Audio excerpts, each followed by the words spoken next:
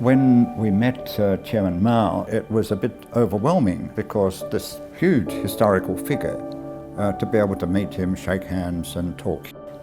My name is Stephen FitzGerald. I was a diplomat and Australia's first ambassador to China.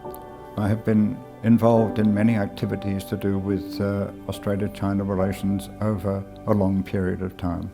People who like China are described as panda huggers. So here I am, I'm a panda hugger. Since the early 1960s, I'd been learning Chinese and modern and contemporary Chinese history, and then I was doing a PhD. My first visit to China was very short. I went back to China at the beginning of 1968, doing research and collecting materials for my PhD. When I came back to Australia, I put in a lot of time trying to persuade governments and education departments to introduce Chinese language and Chinese studies.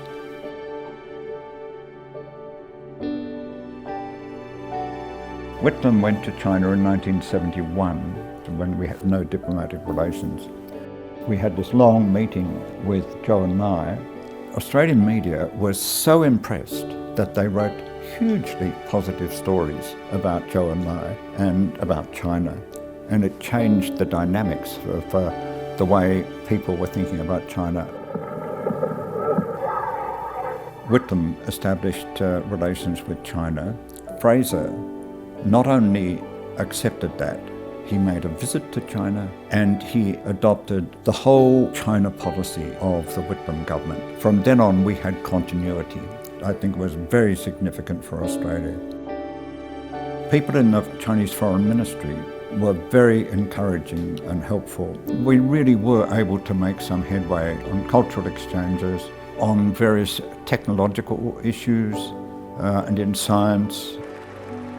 2014, we had the strategic partnership established with China, and then of course the Chinese-Australian Free Trade Agreement. So these are some of the critical moments. At the meeting between Presidency and Prime Minister Albanese, this strategic partnership is talked about again, and that's really critically important.